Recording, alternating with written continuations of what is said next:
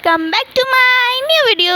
इस वीडियो के अंदर मैं लेकर आ चुकी हूँ एक न्यू मानवा जिसका नाम है surviving as the illegitimate princess, और ये मेरे एक सब्सक्राइबर ने सजेस्ट किया, तो यहीं पे हम चैप्टर को स्टार्ट करते हैं। तो चैप्टर की शुरुआत दिखाई जाती है जहाँ से हमें बताया जाता है कि ये वैसा ही स्टार्ट हुआ है फिर से, वो अंधेरी रात और वो ही जानी पहचानी आवाज़ और वही न्यूबॉर्न बेबी की बॉडी में मेरी मदर मुझे छोड़ के जा रही है। फिर वहीं पे ही एक औरत को दिखाया जाता है जो कि बोल रही होती है कि मैं इसे लेने के लिए वापस आऊँगी जल्दी ही। तो वही लेडी को दिखाया जाता है जो कि बोलती है कि प्लीज़ आप इसका ध्यान रखिएगा मेरे लिए। तो जिसके ऊपर जो बच्ची होती है वो बोल रही होती है कि नहीं नहीं नहीं, ऐसा नहीं होना चाहिए। तो जिसके ऊपर वो जो लेडी होती है वो बोलती है कि ये मेरे लिए कुछ ज़्यादा ही अचानक है, तो इसकी मैं टेक केयर कैसे करूँगी। तो अब हमें दिखाया जाता है कि जो हमारी मेन लीड की मदर होती है वो एक बॉक्स देते हुए बोलती है कि इतना इनफ होगा एक बच्चे को पालने के लिए, जिसके अंदर गोल्ड भी होता है और एक लाइटर भी होता है। गाइस ये लाइटर याद रखिएगा। तो जिसके ऊपर तो वो लेडी जो होती है वो भी थोड़ी सी लालची हो जाती है, वो बोलती है कि हाँ जल्दी से इसे दो। वो लेडी बोलती है कि ये 1000 टाइम सही रहेगा उसको पालने के लिए। तो जिसके ऊपर जो हमारी फीमेल लीड होती है वो बोलती है कि तुम मुझे लेने नहीं आओगी और तुम जल्दी ही मरने वाली हो। अब हमें हमारी फीमेल लीड की मदर का फेस भी दिखाया जाता है जो कि वो बोलती है कि मुझे माफ़ कर देना। इसके ऊपर तो हमारी जो फीमेल लीड होती है वो भी बहुत ज़्यादा ही रो रही होती है और वो बोलती है कि प्लीज़ तुम मत जाओ। तो जिसके ऊपर जो वो लेडी होती है वो बोलती है कि ये बच्चा तो बहुत ज़्यादा ही एनर्जेटिक है। तो वो जो हमारी फीमेल लीड की मदर होती है वो बोलती है कि मैंने लेटर के अंदर कुछ स्पेसिफिक लिखा है, तो आप प्लीज़ गॉड इसकी केयर करिएगा। तो जिसके ऊपर जो हमारी फीमेल लीड होती है वो बहुत ज़्यादा ही भड़कते हुए बोलती है कि हे गैर जिम्मेदार वुमन, प्लीज़ तुम मुझे यहाँ पर छोड़ के मत जाओ, यूँ ही ना चली जाओ, फिर से तुमने मुझे इस हेयर के अंदर छोड़ दिया है। तो अब उस लेडी को दिखाया जाता है जो कि अंदर आते हुए बोलती है कि हनी बेटा जल्दी आ जाओ, हमें तो एक जैकपॉट मिल गया है, और वो बहुत ज़्यादा ही खुश भी होती है।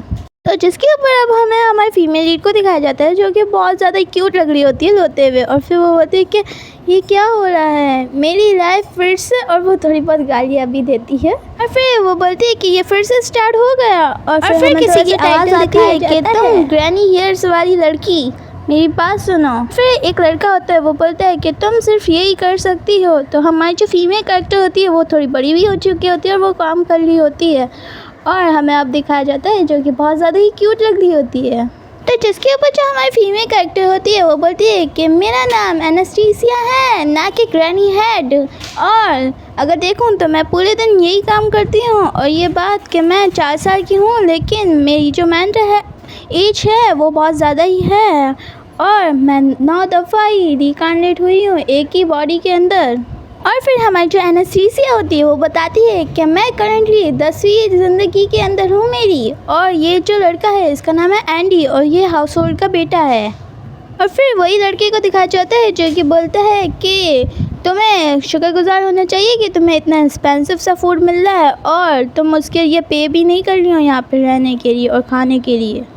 जिसके ऊपर जो हमारी एनास्टेसिया होती है वो बोलती है कि यहाँ पे मुझे कोई ज़रूरत नहीं है इसे याद रखने की, क्योंकि ये मेरे लिए इतना भी इम्पोर्टेंट नहीं है।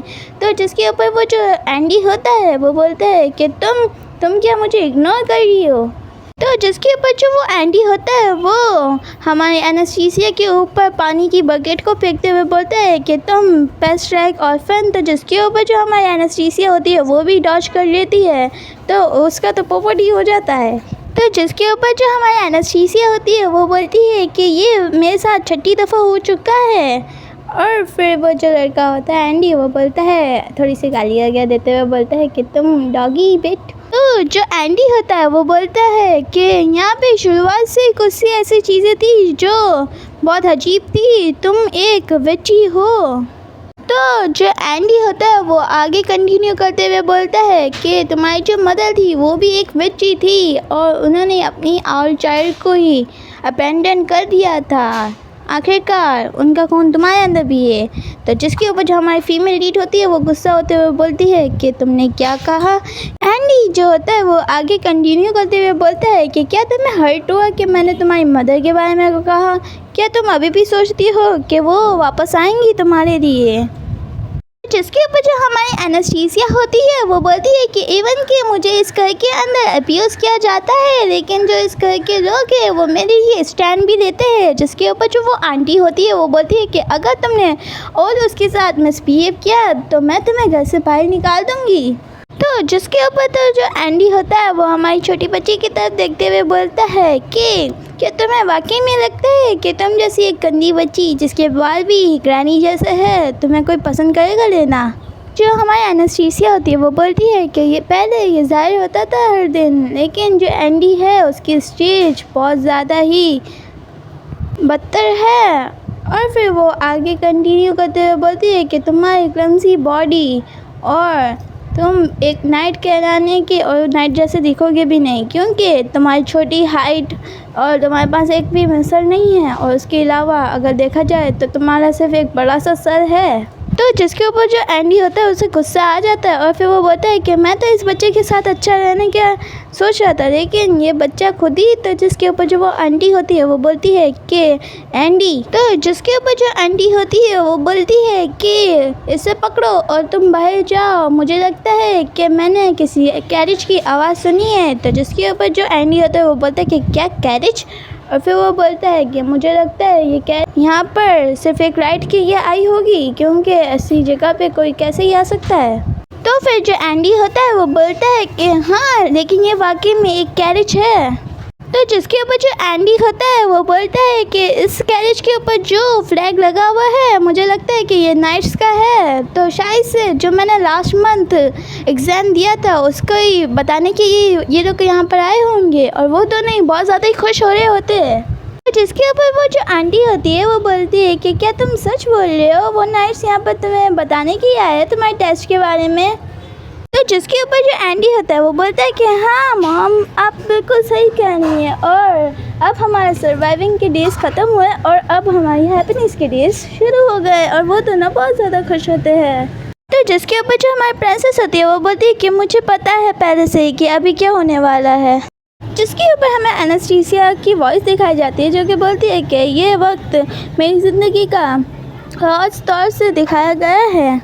तो जिसके ऊपर जो हमारी एनेस्थीसिया होती है वो बोलती है कि आखिरकार वो दिन आ गया जब वो आएगी। और फिर हमें एक हाथ दिखाया जाता है जो कि नॉक करते हुए बोलता है कि क्या कोई यहाँ पर है। और फिर जो एंडी होता है वो दरवाज़ा खोलते हुए बोलता है कि यस वेलकम गाइस। अब हमें हमारे एनेस्थीसिया के फादर को दिखाए जाते हैं जो कि बहुत ज़्यादा ही कूल होते हैं, और वो बहुत ज़्यादा ही कोल्ड वे में देख रहे होते हैं एंडी को।